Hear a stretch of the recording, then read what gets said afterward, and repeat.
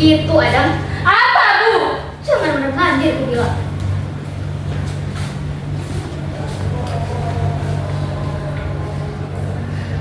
Adam, jadi aku harus bagaimana, Bu? Jangan seperti orang linglung. Berbuatlah sesuatu. Bu tidak lihat apa? Ini aku sedang berbuat sesuatu. Dengar ya, Adam. Pergi kau dari sini. Atau pergilah kemana saja. Asal pergi dari sini. Bisa gila aku melihatmu begitu. Apa salahnya aku mondar-mandir?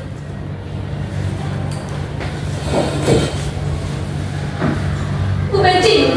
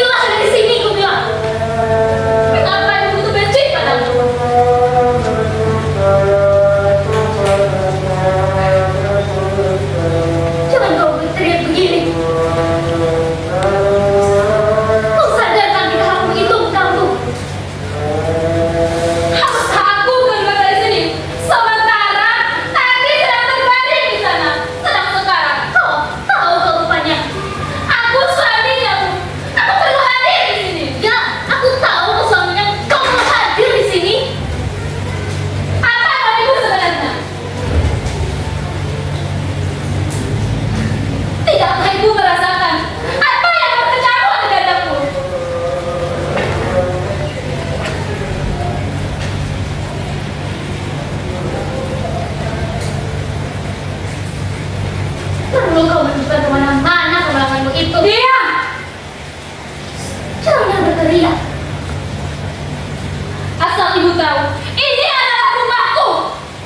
Dan kalau ibu merasa terganggu dengan kehadiranku, tak usah aku diusir begitu. Masalahnya ibu menegurku, walaupun aku membangga-bangga di rumah ini, meraung keras di rumah ini. Cintaku terhadap Tati. Tak usah ibu melanggar cintaku sama Tati.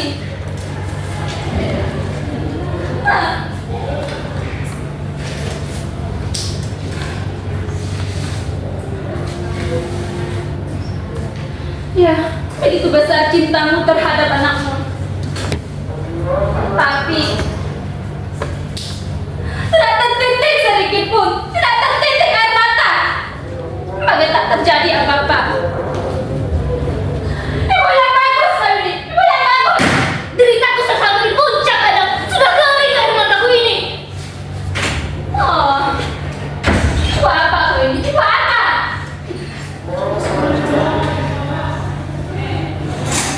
Tak usah ibu berkata tentang derita. Yang ibu kehendaki kehancuran hidupku, kehancuran Tati.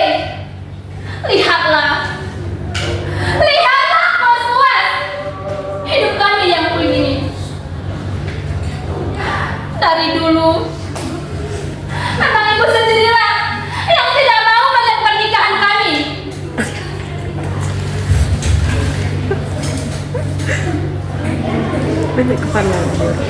Tapi ibu masih bisa berkata, ya cinta pada anaknya.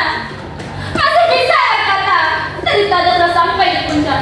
Puas ibu sekarang, puas. Jangan kau ganggu Tati dengan teriakanmu itu. Oh, ibu apa Karin? Ibu apa? Aku tidak mau dengar ucapan lagi. Dari dulu memang ocehan ibu sendirilah yang harus didengar.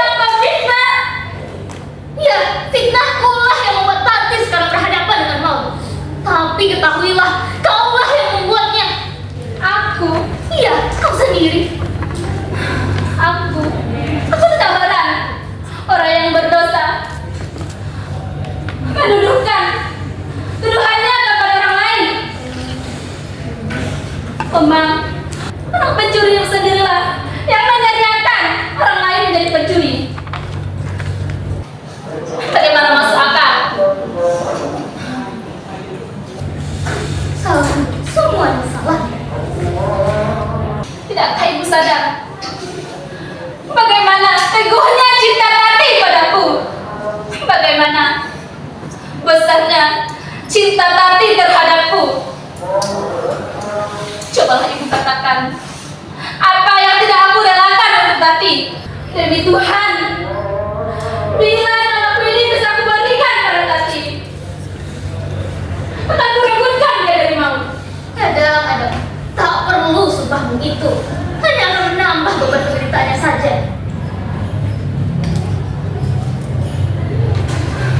Apa maksud ibu sebenarnya? Tapi kau tidak mau menghendaki hidupnya lagi.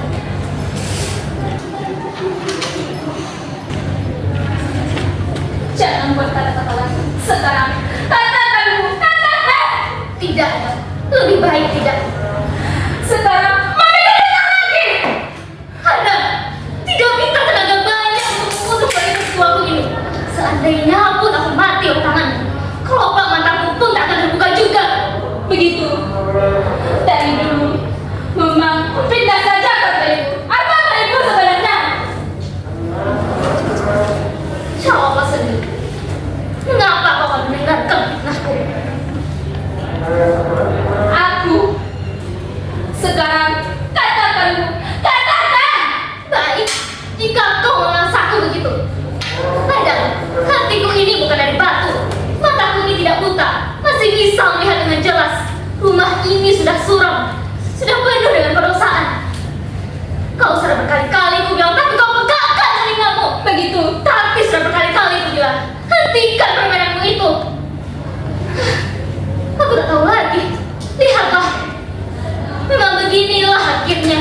Kebinasaan, kehancuran. Tapi apa yang dapat ku buat? Sekarang begitu. Memang dari dulu memfitnah saja kata ibu, meracun setiap orang.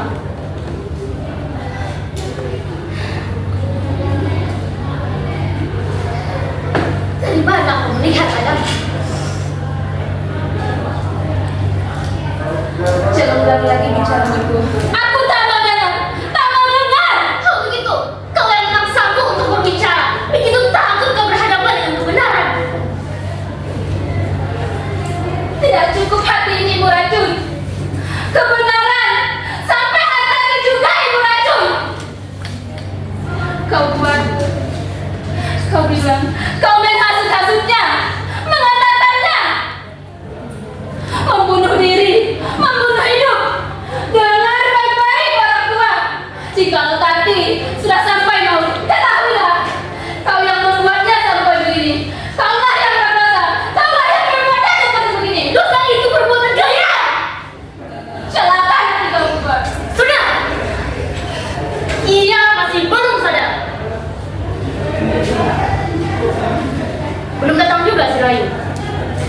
Kenapa si Rayu yang ditanyakan? Ada, ibu. Saya peringatkan kepada kalian berdua. Kalian hanya bisa membantu saya dengan berlaku tenang dan sabar. Paham kalian?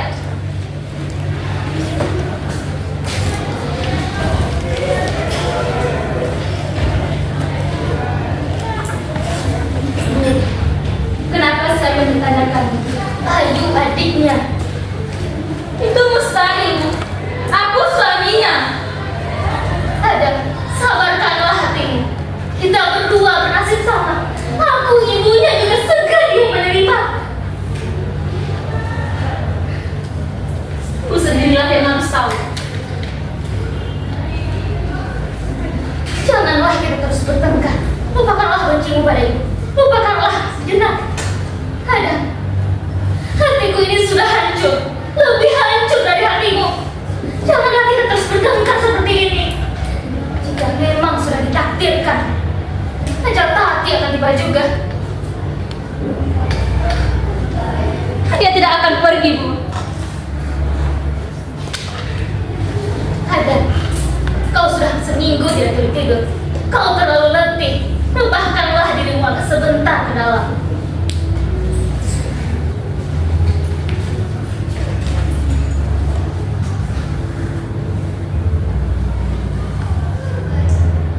Mau kemana kau Adam?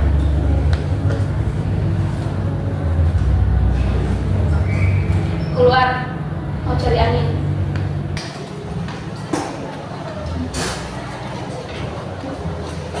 Bu, aku minta maaf atas perkataan tadi.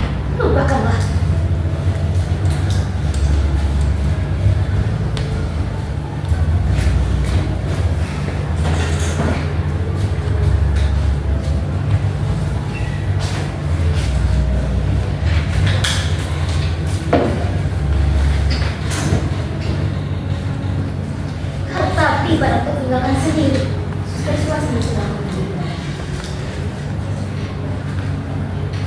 Nih Pak Dokter, agak kejam pesanan tulang saya. Si Adam kemana? Dia pergi keluar tadi.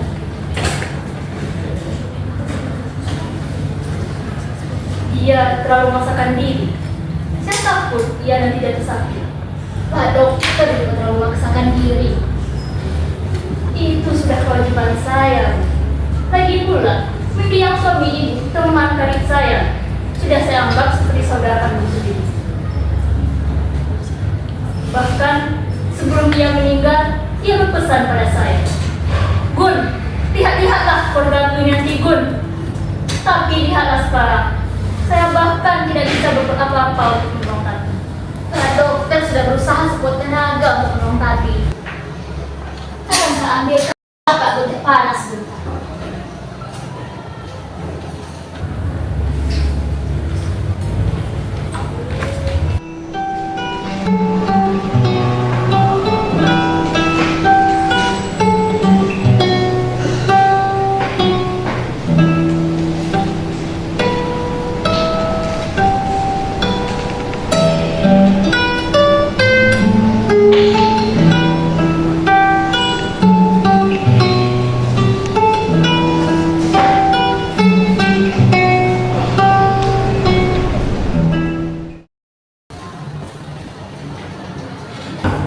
Itu potret Tati, Trisno yang melukisnya.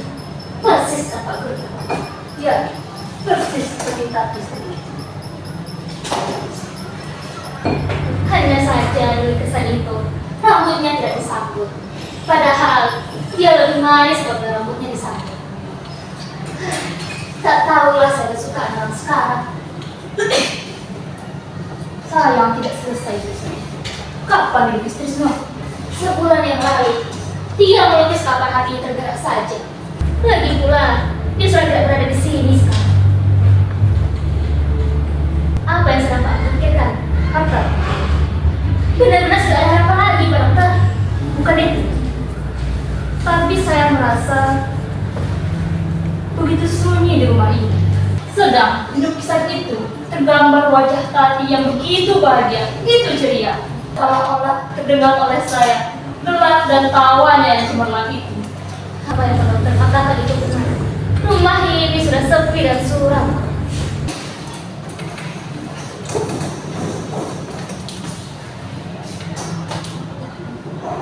Pak Dokter, apakah ada yang Pak Dokter katakan pada saya? Hak Tati dalam mengandung 1 bulan. Dia tidak pernah mengatakannya, Pak Dokter. Kenapa baru sekarang Pak Dokter katakan? Saya kira ibu atau Ladang sudah tahu. Kami belum tahu soal itu, Pak Dokter. Duduklah. Ini persoalan yang biasa. Mungkin Hartati akan mengatakannya pada waktu yang tepat. Tenang, Pak.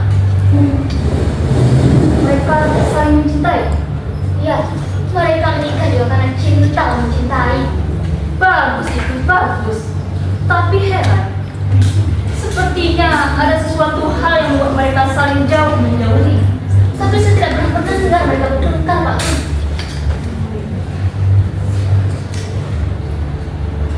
Adam bukan persoalan nakal. Bukan. Dia bukan potongan orang nakal. Bahkan terlalu lemah dan lembut untuk kelakuan nakal. Tapi mana saya tahu kelakuannya tuan rumah.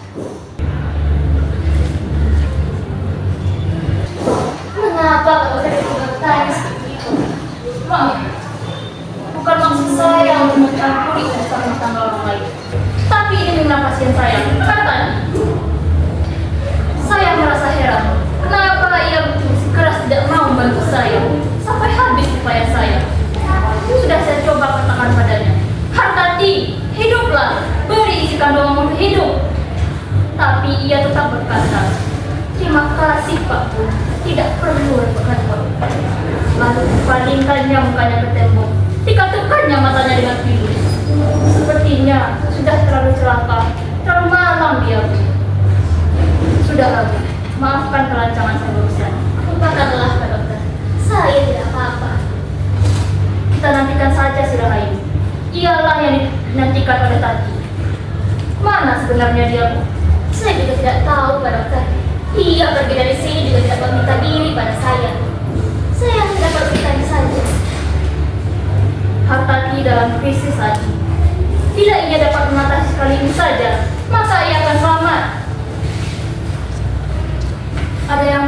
dalam diri Hartati, seperti rantai kehilangan matanya, dan ia sendiri tidak mau menyambungnya kembali. Itulah sulitnya, Bu.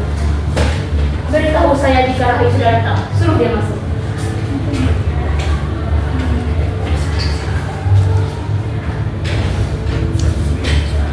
Ibu, dia menanyakan ibu. Tapi lapang-lapang kalati. Silakan.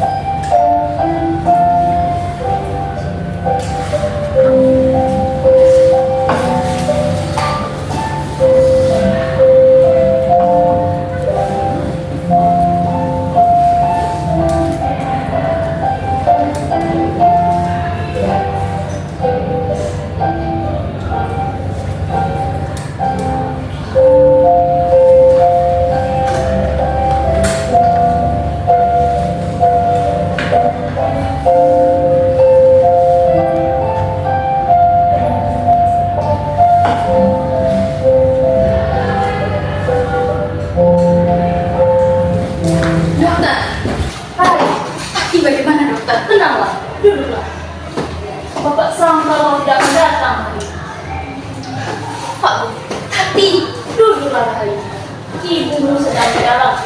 Baru sebentar ini ia menanyakan ibu. Sejak ia sakit, ia hanya mau melihat saya dan sudah sebelumnya.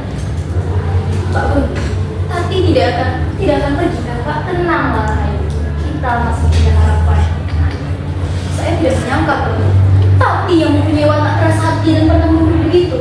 Sekeras itu penyakitnya dokter. Ya, orang yang berwatak keras hati seperti dia bisa hancur dulu sekaligus. Bila terkena sekali tepat, patah seperti patah baja. Patah? Ya, patah. Sesuatu telah matahkannya dari dalam, dan ia sendiri ingin tinggal dalam patahnya itu, berbenam dalam runtuhannya. Dan watak yang keras itu dikerahkannya sepenuhnya hanya untuk kebinasaan dirinya sendiri. Sejak kapan dia begitu, Pak? Kau tidak tinggal di sini lagi? Tidak, sudah 10 hari yang lalu. Tapi Pak Gun, jangan-jangan Bapak mau mengatakan kalau kepergian saya dari rumah ini yang menyebabkan Tati jatuh sakit. Saya tidak bilang begitu. Malah Pak Dokter bilang begitu. Kau gelisah karena terletih, Ayu. Yang hendak saya katakan ialah hatimu yang sudah jauh betul dari rumah ini, Ayu.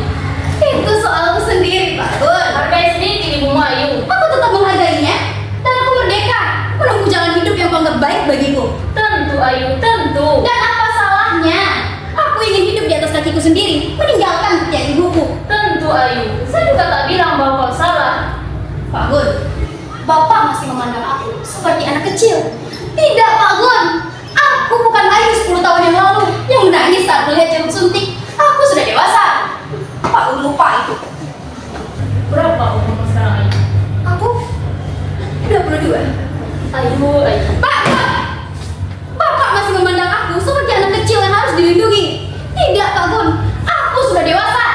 Aku tahu apa yang aku lakukan. Dan aku sadar apa yang aku pilih. Jadi, Pak Gun maunya aku duduk diam saja di pelukan orang tua. Tidak perlu susah payah. Semua akan disiapkan oleh orang tua. Begitu. Ya, aku lah contoh anak yang tidak membalas jasa pada orang tua. Ayu, saya juga tak bilang bahwa kau salah ingin merdeka begitu, Ayu. Sudahlah, katakanlah apa yang kamu sampaikan sebenarnya. Kau sayang pada Tati. Kenapa bertanya begitu? Sayang pada ibumu. Lucu, aku sayang pada mereka berdua dengan caraku sendiri. Bila kau sayang pada ibumu, hormatilah dia, Ayu. Sudah terlalu makan hati ia melihat kelakuanmu ini. Sudah terlalu hancur hati dia melihat nasibmu yang malang, melihat keadaan yang parah tadi. Dokter, simpanlah nasihat-nasihatmu itu untuk dirimu sendiri. Dan kalau ada yang ingin dokter sampaikan padaku, katakanlah terus terang, tidak usah bertele-tele. Toh dokter menganggap akulah yang membawa bencana di rumah ini, bukan? Karena aku Tati binasa, hati ibu hancur, semua karena aku bukan? Ayo, Aku bukan anak kecil lagi, Mbak Gun. dengarkan dulu Ayu. Aku sudah dewasa, sudah menjadi perempuan. Perempuan. 2 tahun yang lalu itu bukan? Masih ingat dokter? Buat apa diungkit lagi Ayu? Iya, aku bukan gadis lagi. Supaya dokter jangan lupa, aku harus berterima kasih. Berterima kasih pada dokterku. Bencana itu telah dokter hilangkan dari tubuhku ini. 2 tahun yang lalu bukan? Aku datang pada dokter pun dengan kejujuran air mata. Minta bibit yang hidup di rahimku ini digugurkan. Bu. Tidak mau diam kalau ini. Itu dokter gugurkan dengan rahasia. Rahasia di antara kita berdua saja. Aku lupa. Waktu itu aku masih terlalu kecil, masih terlalu hijau. Kalau bukan karena menyawa ayahmu, tidak akan saya lakukan perbuatan itu Ayu. Dan kau tahu, saya tidak pernah kasihan padamu. Toh dasarnya kasihan. Kasihan untuk menolong kehormatan keluarga bapakku. Kau tahu, aku telah melakukan pelanggaran besar. Apalah artinya pelanggaran demi kebaikan, dokter? Membunuh sekalipun, seperti yang aku lakukan. Seperti yang kita lakukan berdua itu. Sudah, saya tidak mau dengar lagi Ayu. Dokter, kau memang tidak pernah berterus terang, dokter. Tapi tindakanmu, pandang matamu, semua menunjukkan kalau kau melihat aku sebagai seorang yang kotor, seorang perempuan jahat. Ayu,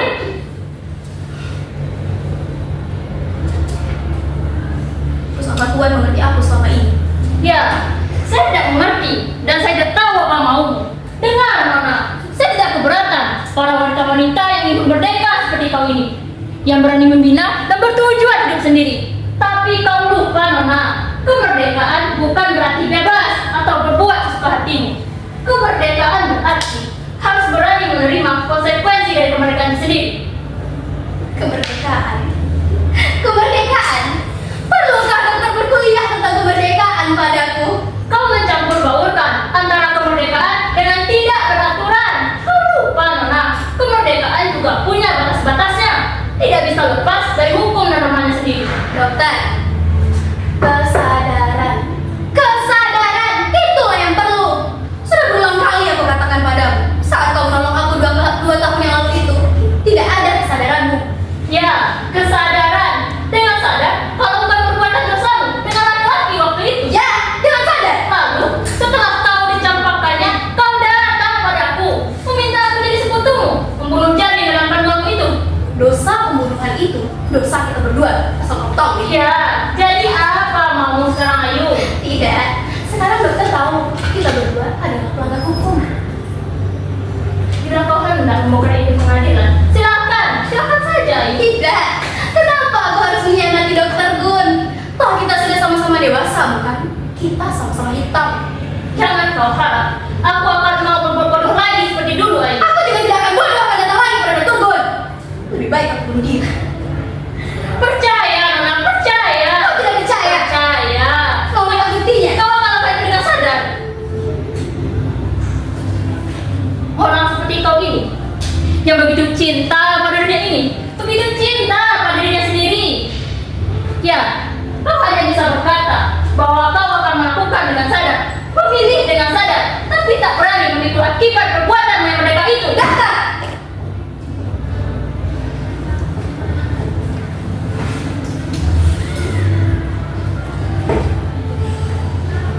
Sudah, lebih baik aku pergi sekarang. Kau tak dapat pergi begitu saja, Ibu. Tidak dibutuhkan lagi aku di sini, Pak Gun. Tati perlu padamu, dia perlu. Aku tak bisa menolongnya, dokter. Saya tak dapat menolongnya lagi, Ayu. Hanya kau yang bisa menariknya dari kepatahan itu. Berikanlah ia semangat hidup. Kamu tidak tahu apa yang terjadi di antara aku dan Tati. Ya sudah-sudah, jangan diungkit lagi, Ayu. Aku bisa melupakannya, tapi Tati, hatinya penuh benci padaku. Tidak bisa ia memaafkanku. Begitu kasar ia menghinaku. Begitu perih hatiku. Ayu, perkelahian itu tidak akan menyudutkan dendam sebesar apa yang kau kira, Ayu. Dokter, kami bertengkar karena memperebutkan seseorang. Tidak usah langsung sebut lagi namanya. Ayu, Ayu katanya. Cobalah kau rebut dia. Kau sudah berpengalaman dengan kejahatan 2 tahun yang lalu. Jangan kabur, aku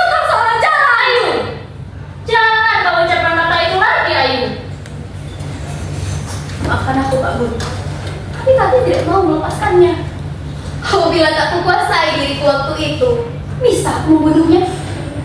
Tapi sekarang ia patah. Aku yang mematahkannya, dokter. Ayo, hadapilah dengan hati yang lapang dan besar, Ayu. Yang terpenting saat ini ialah kewajibanmu untuk mengembalikan kepercayaan hidupnya. Itulah yang terpenting, Ayu. Hati dia sudah tidak sampai dulu lagi.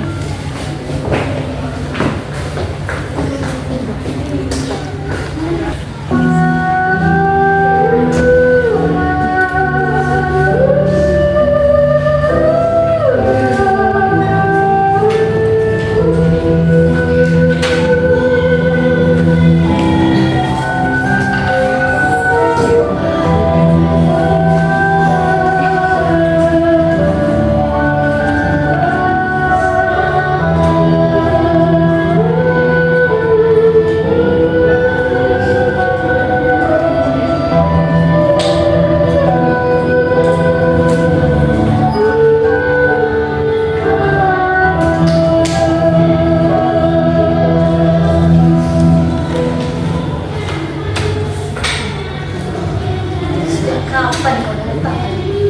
Baru saja. Ibu Vivian, kau sudah tidak ingat lagi. Aku datang dengan kereta penghabisan. Hati menanyakan kau lagi. Aku akan menyesal. Ayo, duduk dulu. Sudah tidak ada harapan lagi untuk Tati. Kenapa ibu bicara begitu? Ibu sudah tahu. Dia sudah tidak menghendaki dirinya lagi.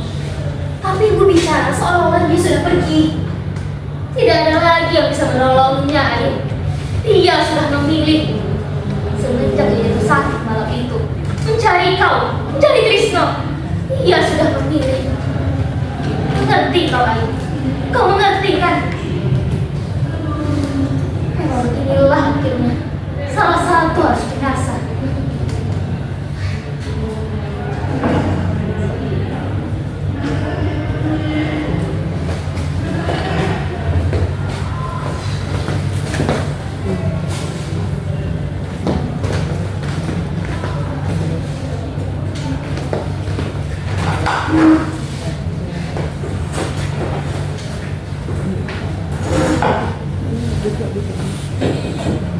Mana saja kau dengan Trisno sama ini.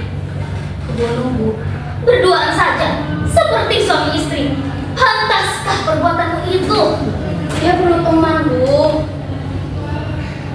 Dia bukan suamimu. Dia bukan muhrimmu. Mengapa kau ikut dengan dia? Dia bisa sendiri. Dia bukan adikmu, bukan kakakmu, bukan saudaramu. Dia manusia, Ibu.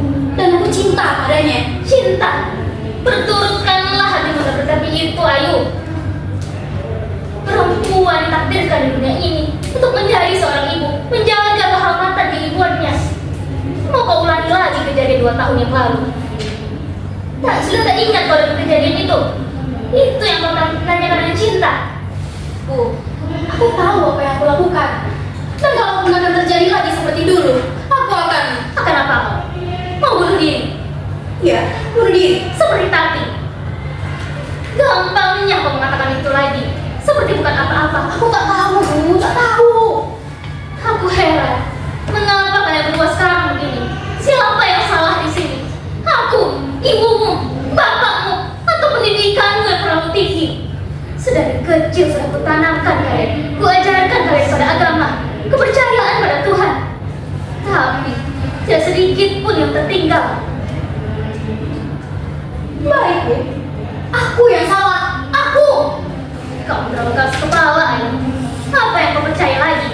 Pikiranmu, kebenaran dirimu sendiri. Sudah. Aku tak ingin menyakiti hati Ibu lagi. Hatiku ini sudah hancur, Ayu. Aku tak mau bertengkar dengan Ibu soal ini lagi.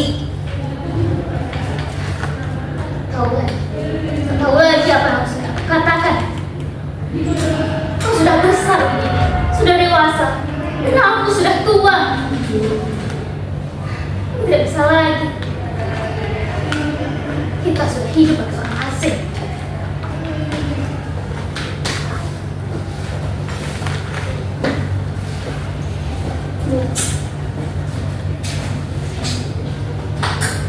aku masih cinta pada ibu.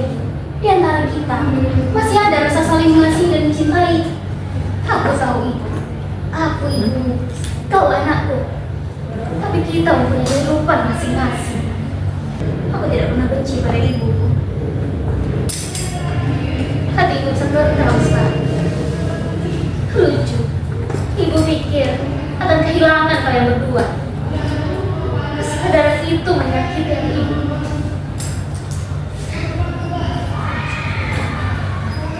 Aku tahu kita memang sudah hidup masing-masing. Tapi janganlah kita hidup bagi orang asing. Tuh, maafkanlah perkataan yang menyakiti hati ibu tuh. Gila. Ibu mengerti. Pergilah pada saat